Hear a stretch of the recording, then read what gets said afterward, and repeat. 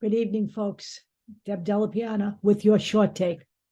So tonight, we're going to be talking about Zooey Zephyr, who is a transgender lawmaker in the state of Montana, duly elected by her constituents to represent them.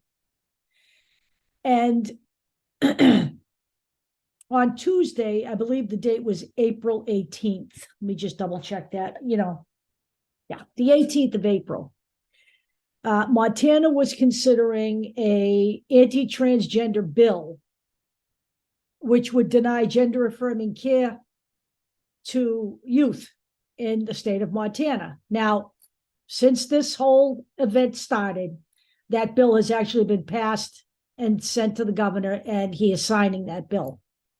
But during the course of the debate over that bill, Zooey Zephyr stood up and made her impassioned speech.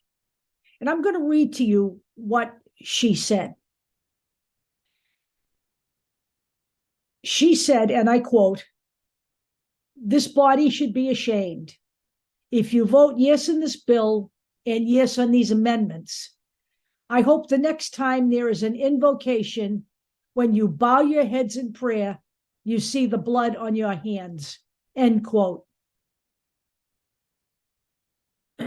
Now, the Montana Freedom Caucus, immediately thereafter, wrote a letter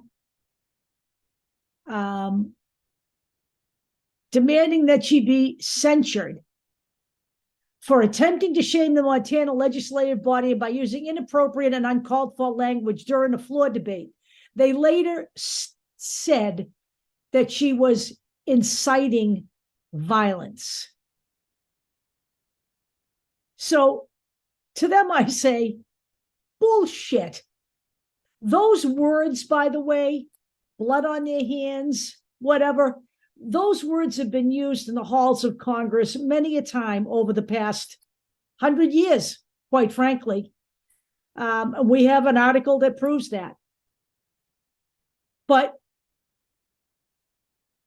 it went even further than that. On the following Thursday, when she had her light on to speak about something else, they refused to call on her, basically acting as if she wasn't even in the room. And to her credit, she did not back down. Their retaliation for what she did got even worse than that, to the point where they banned her from the chamber for the rest of the session, not just that day, but the rest of the term, and wanted her to sit behind closed doors and she could vote remotely from there.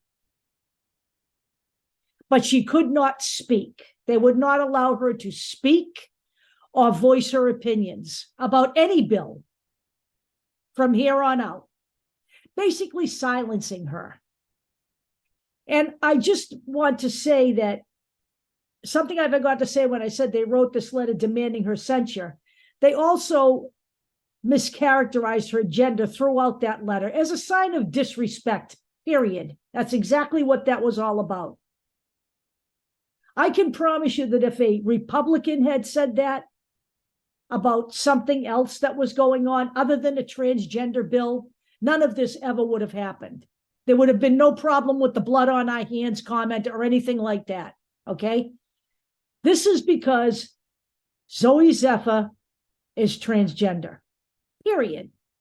Banishing this woman from the room is strictly because she's transgender, period.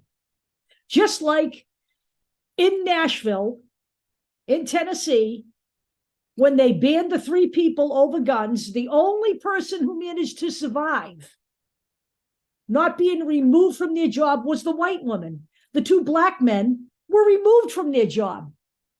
They deferred to the white woman, even though she said the same things and stood for the same things. This is all about going after minorities.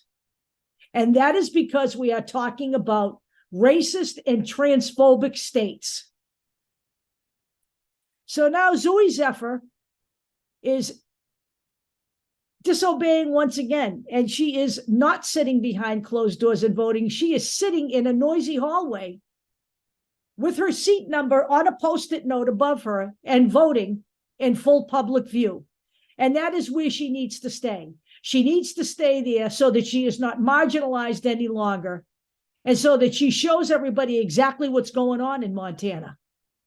Because it is ugly, it is bigoted, and it is nasty.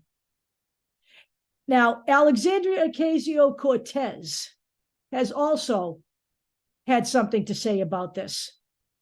She believes that this is just an extension of the January 6th insurrection. This is their peaceful second part, where they try to remove Democratic legislatures and silence them so that they cannot participate in government. And she may be onto something there. She may very well be onto something there, because they're not trying to do that. Well, they have actually. They removed Ilhan Omar from her committee for doing absolutely nothing. So what they do in the bigger House chamber, the national level, is not as obvious and as extreme as what they're doing on the state level. This is quite extreme, actually. They actually removed the two legislators from office. They were reappointed, which is, totally within the law, but they were removed before that. They have not done that yet to Zooey Zephyr. I don't know if they're going to try to do that, but she does have Democrats standing by her side. And she will prevail and stay where she is. And I find that extremely brave of her, because she's in Montana, folks. But what we have here, my friends, is fascism, plain and simple.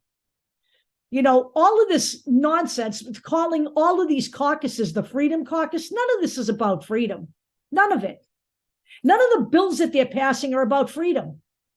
To take away someone's health care, which is what gender-affirming care actually is. It is actually health care. It is the government taking away health care, insinuating itself where it does not belong. It is none of your business what parents do with their children. It is not the government's business. It is not in their realm. It is not their business.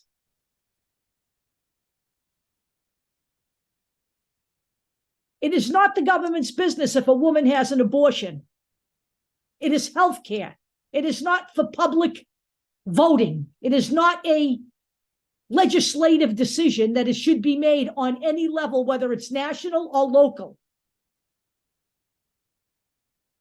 The GOP, which claims to like limited government, only likes limited government as it pertains to, regulations for corporations, regulations for banking, regulations for the railways.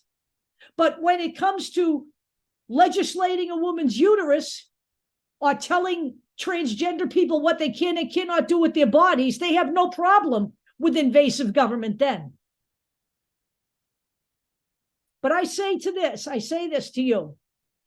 Alexandria Ocasio-Cortez could very well be right about what they're doing, but it should be noted that they are only going after minority communities when they do this. We'll see if it goes any further than that.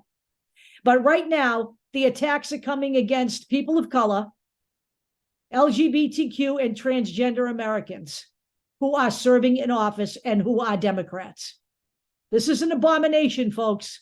You better get wind of what's going on here. I'm asking you to share this, because what's going on with Zooey Zephyr needs to be picked up and pushed by the mainstream media. Thanks a lot, and we'll talk to you later.